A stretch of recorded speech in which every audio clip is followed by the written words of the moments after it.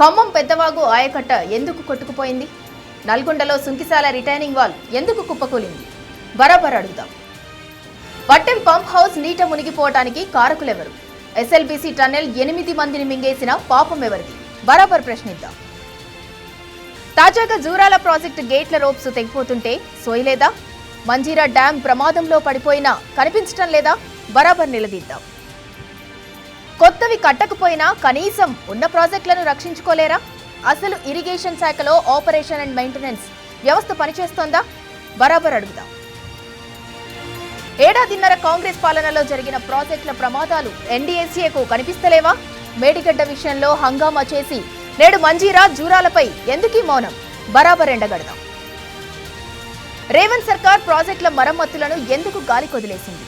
అసలు రాష్ట్రంలో ప్రాజెక్టులపై రేవంత్ రెడ్డి ఎందుకు పగబట్టిండు? బరాబర్ ప్రశ్నిద్దాం.